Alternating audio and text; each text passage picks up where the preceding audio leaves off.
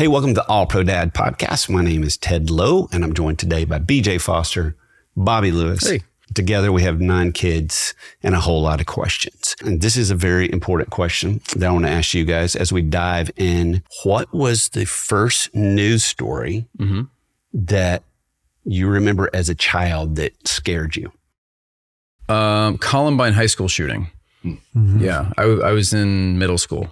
Yeah, I remember vividly, like my parents sitting on the couch watching the news that night and thinking, what in the world is this? Like it was traumatizing for sure. Yeah, it was so unheard of. Mm-hmm. Yeah, it was 98, I think, 1998. Yeah. 99. 99, yeah. Yeah.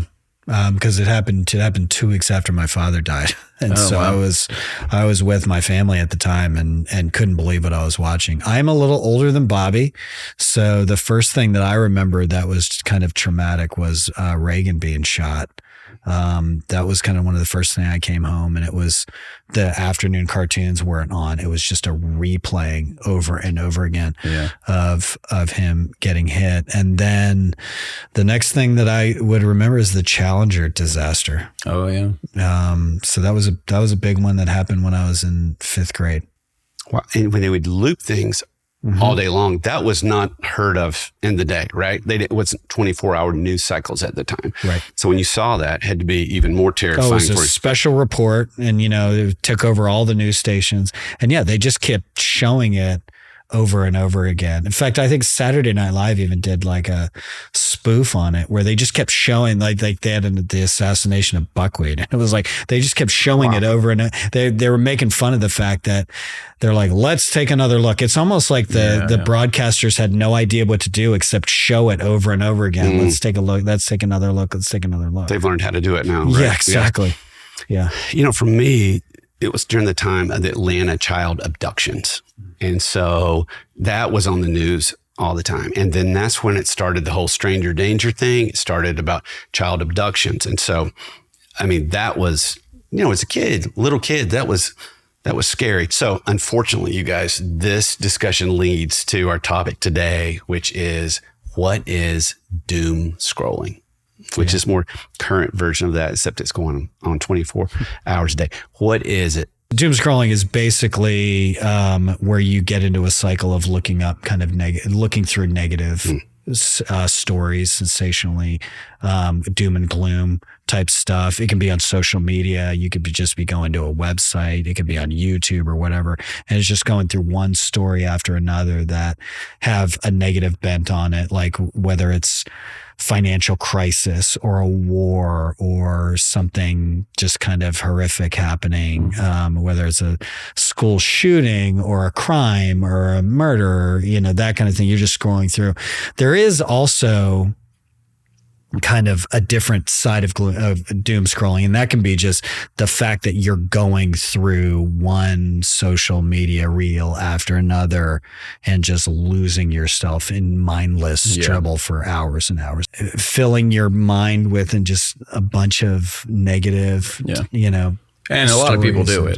Yeah. It's not, we think of this as parents. We're talking as dads right now, like, oh, do our kids do this? Well, they do. But pretty much every generation does. The stats bear it out. 46% of millennials doom scroll, 53% of Gen Z doom scrolls. Gen Alpha, we don't necessarily have the data on that yet, but you can assume it'd be higher. It's going up with each generation.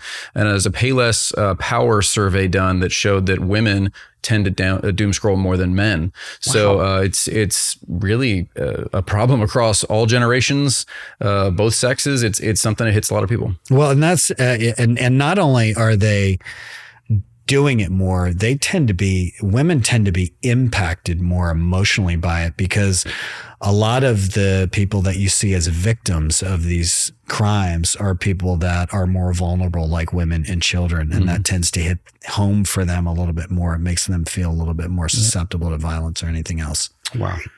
Well, this leads us to our big question of the week, which are your kids doom scrolling, and what is it doing to them? Yeah. Yeah. So there's a Payless Power study that Bobby had mentioned, and a couple things that it mentioned about it. Number one, the lowest salary earners tend to do more doom scrolling. Higher salaries tend to do less doom scrolling, which, okay, you could look at that and kind of go, okay, age, like if younger people are doing more of it, then they're probably earning less than the older people. Of course, you could look at it kind of as, all right, but also are people who are doing it, are they wasting more time than other people who are, are higher income earners? Are they spending more time in more productive things? Are they sharpening their skills? Sure, are they focused on what they're doing and therefore they're being rewarded, whereas other people are kind of wasting time? The study also indicated that doom scrollers are 4 times more likely to miss a deadline, meeting, or opportunity to doom scrolling distractions. And Americans also spend 3.5 hours doom scrolling during the work week. So you could have very much this situation where you've got workers who are wasting time and therefore they're not getting promoted, they're not getting higher salaries. So it could be either way, maybe a mixture of both. Yeah, I think the time of the day matters. So that same study said that 55% of people are doom scrolling before bed. So that's kind of a vague term. Does it mean in bed 5 minutes before you sleep, or does that mean for like 2 hours before you go to bed? Kind of vague, but we know that this is a problem because doom scrolling by its very nature just goes on and on and on. And so if you're doing this before bed, it's going to start impacting your sleep, which is going to impact your health. It's going to impact your focus. It's just a big problem to be doing it at night. It's one of the reasons why with our oldest daughter, she has a dumb phone. She doesn't have like a crazy smartphone with social media and all that yet. But even with the dumb phone, we don't allow her to use it after a certain hour of the night, because even if she's just texting friends or whatever, like that's impacting your night. So I think it's a really good strategy to put that phone in a curfew, put it to bed so you're not tempted to doom scroll before you go to sleep. There's been all sorts of studies done over the number of times people touch their phone throughout the day, and you'd be embarrassed if you knew your number. It's like up to 200 times they're scrolling and checking notifications and emails and texts and all that stuff during the day. 200 times a day. 200 times. And how many hours are you awake? I mean, do the math. You're doing this every couple of minutes. You're picking that thing up. So I think mine's higher, and I'm embarrassed to say that, but I'm like, ugh, I don't want to know the number. Yeah. Well, and the reason that people do it is because they think they're going to be missing out on stuff, which makes sense. But when you're not touching the phone, when you're not checking it, your brain starts releasing cortisol, and you're not getting that hit of information that your brain is wanting. You're not getting that dopamine. You're not getting that like reward for the stimulation that your brain's looking for. And so that drives you to just do it more and more. And so if you get into this doom scrolling pattern, good luck finding the bottom. You're just going to keep going and going. Yeah, and it's a big deal. According to the study, non-doom scrollers, 19% are more likely to be satisfied with their lives. 37% are more likely to be satisfied with their sleep quality, to your point. And 45% are more likely to be satisfied with their mental health. 45%. This is a big deal. So let's talk about some of the mental health effects. Well, I think number one, it's got to be pessimism. You can't fill your mind with all these negative stories, all these terrible things that are happening without it impacting your overall outlook on life. And that's got to have an impact just on, there is something to the power of positive thinking. I'm not saying that I'm not subscribing to kind of the ridiculous idea of you put something out in the universe and you're going to get it.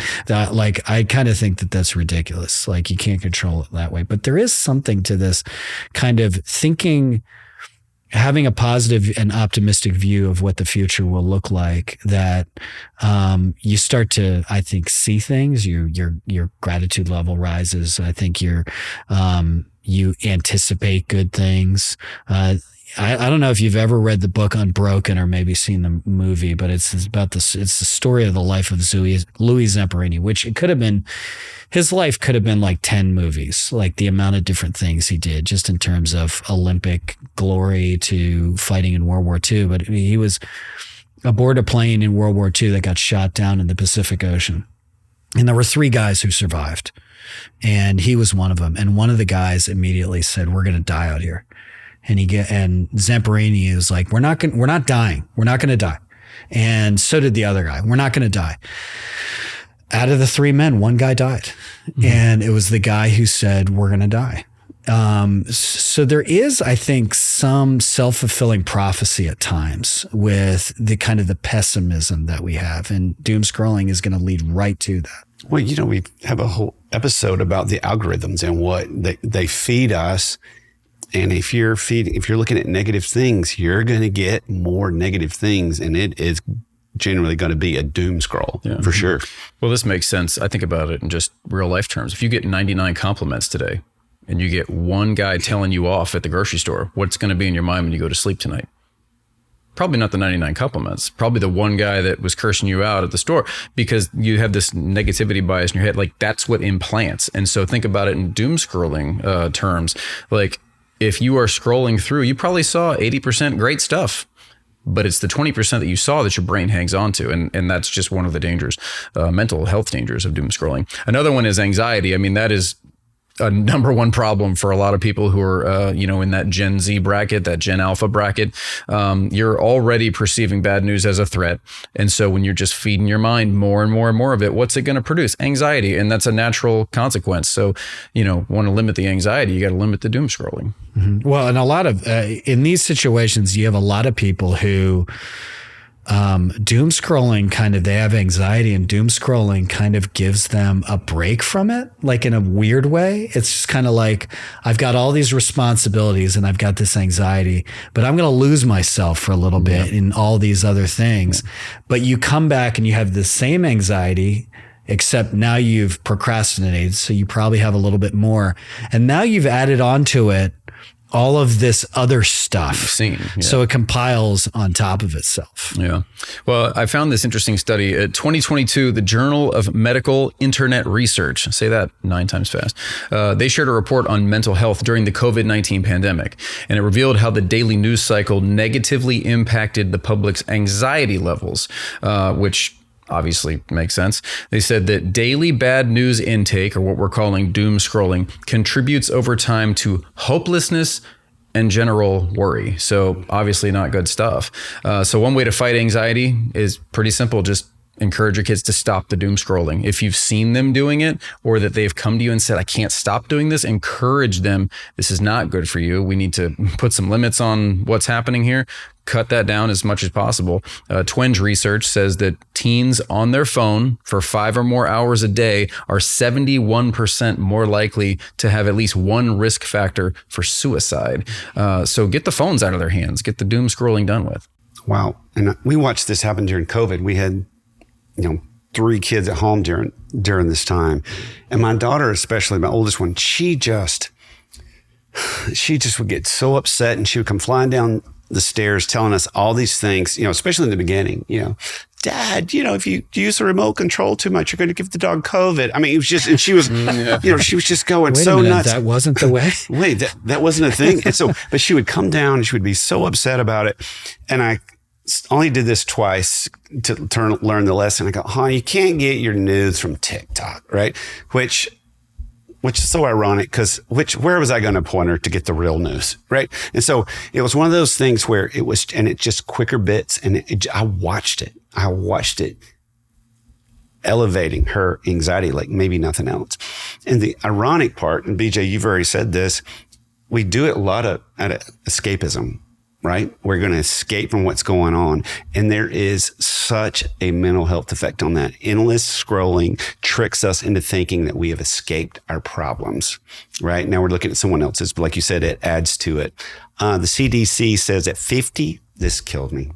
56% of high school students have reported feeling persistently sad or hopeless. Doom scrolling may or may not be one of the causes of it, but it certainly isn't. Yeah, it's not helping. Wait, I don't want to admit that 56% of high school students have reported feeling persistently sad or hopeless. That's heartbreaking. So it's similar to the statistics of the people who are doing it. I mean, they're right in line with one another. So both of you said something earlier in the recording that caught my attention. You said, when we came home from school, the cartoons weren't on. It was special coverage, breaking news. So-and-so, got shot. This, shuttle blew up or whatever. There was a big news event. And so we need to actually go wall-to-wall coverage on the news. Wall-to-wall coverage is the cell phone. Like, for your children, that is the special circumstance that you had as kids, but the special circumstance is every day on every topic, all hours of the day. So doom scrolling is getting those like, wow, I can't believe this horrible thing happened constantly on your phone. There's no escaping it. Like it's there. So even if the kids, you're like, oh, my son's playing, you know, on TikTok, or he's looking at reels on Instagram, or they're just playing the game or whatever, like that feeling you had as kids that I had when I was growing up of this breaking news big event is happening minute by minute right in front of them. That can't possibly be good for their developing mind. No, and it's going on all the time. And we're the first dads in history that's had to stop and go, what do we do with it? I mean, you think about this. We're the first dads and their kids have this in their pocket. I mean, I was just at a hotel the other day and they have this gigantic screens, gigantic television that had running news with very, very violent things going on. And it's like during breakfast. And I'm watching these little kids and they're tuned in, but they seem desensitized to it, but they're watching and they're listening. And I pulled whatever the male Karen is, Carl. I pulled Kevin. It's Kevin marched in there and went, you got to come turn this off. And then the guy like kind of announced to a lot of people that it was on me. That it was you. But it's this thing of they're going through it and they're getting desensitized and they've got to think, wow, the world is really, really, really, really scary. Well, it's worse. It's even worse than that because we all have our running video cameras all the time. So we're catching horrific stuff on video where it used to be that it was just reported. I mean, the Reagan shooting was a shock to the fact that it was on camera. That's why they kept running it. The Challenger disaster was a shock that it was on camera.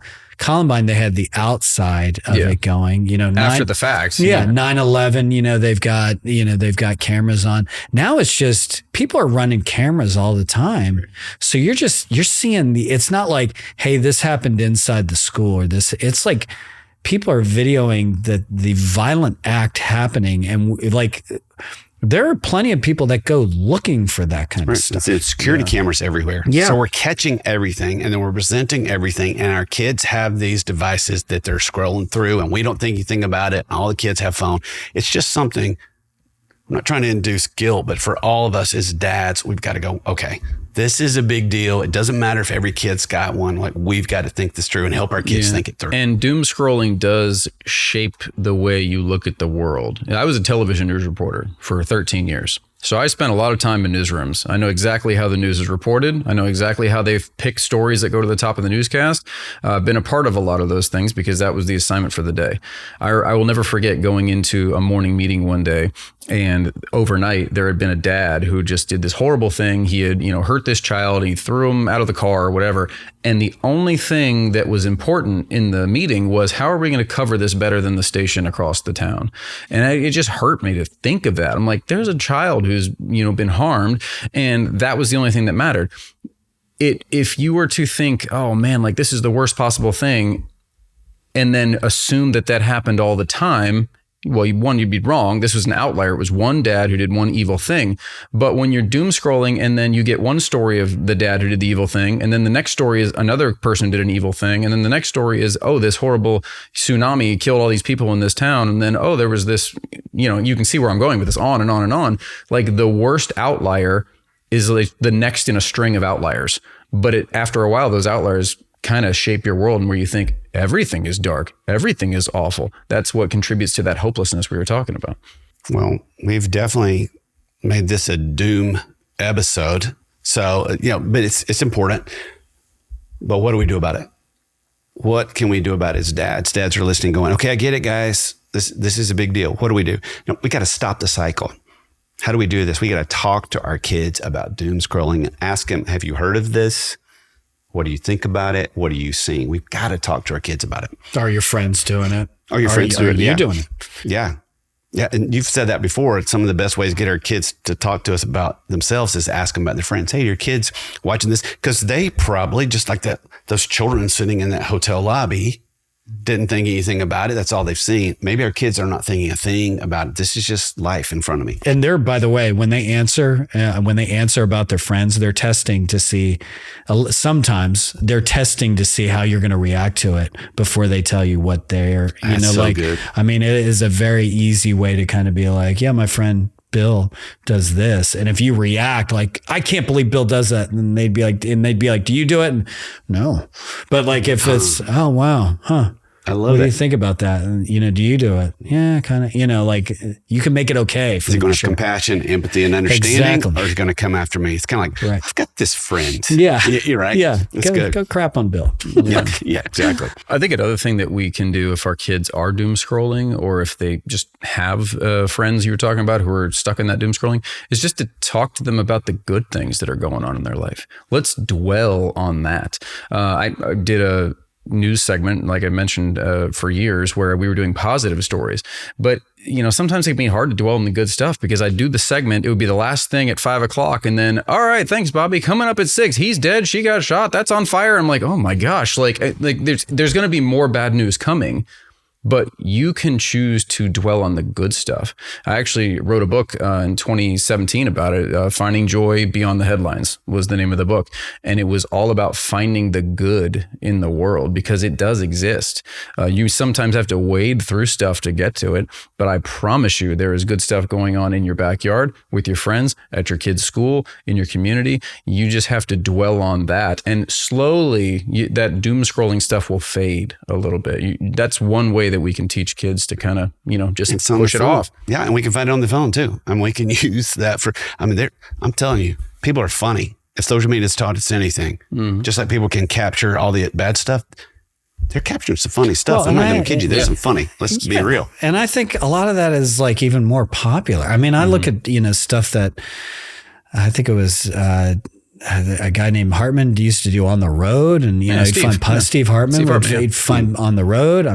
Bobby, you used to do it. Yeah. Bobby won 6 Emmys. Okay, all right. So one of the highlights of my TV career was I bumped Steve Hartman one day, which was great. We had a story that we did here, and they're like, Steve wants to come down and do the same interview. And they're like, never mind, it was good enough. So they just put it on the CBS Evening News, that story, that night. And it was a little boy who had really not spoken much at all in his life. He wasn't really audible. And one day he just belted out the Pledge of Allegiance in class unannounced, and his dad was a military veteran, and so they captured it, and it was like the coolest little thing. No one had any idea he knew the words to it, and it was just this uplifting, beautiful thing. And I'm like, that's the sort of stuff that we can tell our kids. We can share that with our kids. It doesn't have to be all the doom, doom, doom, doom, doom. And that's not excusing it. Of course it happens, but you get to choose, and your kids get to choose what they focus their attention on. And that's the message we should give them. Well, you got to have balance with it. And, not that we ignore the bad things that happen, but, you got to balance it with all of that at the very least. I think one of the things that our kids really need these days is optimism. With such a loss of hope, if we're talking about 50% of kids are feeling down and feeling a loss of hope with things, we got to cultivate optimism in our kids. And my father-in-law would have a saying. He would be like, something's good's going to happen. And he would just say it out of nowhere. I like it. Like we'd be driving along and it'd be quiet. And all of a sudden he's like, something good is going to happen. And, like, thanks, Tom. Spread that around the country. Something's good's going to happen. That's fantastic. So, but I did, as I was researching this, I came across a study, and, we'll put it in the show notes too, but it was during COVID, and it said that, optimism creates a protective barrier for our mental health. Optimism. So with such a mental health crisis and a constant state of anxiety and all these things, one of the things that is going to be a primary thing for your kids in order to combat all that stuff is optimism. So we need to cultivate it. And I hope we're cultivating it here too. I think we want to put it out there. Here's the reality. What do we do with it? But I hope that's what this podcast has been about too, is to say, hey, this is a tough world their kids are living in. Boy, it's a challenge, but at the same time, there's so much hope. And when we get this right, there's a lot of optimism there for us and our kids. Yeah. So we hope that's the case. I picture, those like old cartoons or like these old movies where like the train's going down the wrong track, and at the last moment they hit the little lever that switches the track and they go the other direction. Like we can be that for our kids. Like this doom scrolling will lead your kids down the wrong track. So be the catalyst that moves them into something better. I think that should be, a challenge for me in my home and every dad. That's good. Well, that leads us to our pro move of the week, which is this, is have your kids tell you something good. Find a positive or funny story to share with your kids every day. If your kids are teenagers, ask them to find a good story and share it with you. That could be a fun thing to do at dinner. Everybody bring a fun story, bring something positive. We get to lead the way. I like it. For this one to start off so heavy, I think we've landed on a good place. And, doing the right thing is not as difficult sometimes as it seems. Thanks, you guys. Absolutely. This was good. Hey, and if you're just listening, we want you to know that we're on YouTube. We want to thank you for caring. We want to thank you for following this podcast, and it helps us get it to other dads when you subscribe. So please do that today. Also, subscribe on YouTube. But as always, we want to thank you for listening. We know you and your kids will be glad that you did. Thanks again for listening to the All Pro Dad podcast. Behind every episode is our amazing team. Producer, Haley Mawat, audio and video editor, Buck Buchanan, and production coordinator, Corey Walliff. All Pro Dad is the fatherhood program of the nonprofit Family First. Along with our motherhood program, iMom, we exist to help you love your family well. So remember, if you have more questions than answers, then you're probably in the right place. See you next time.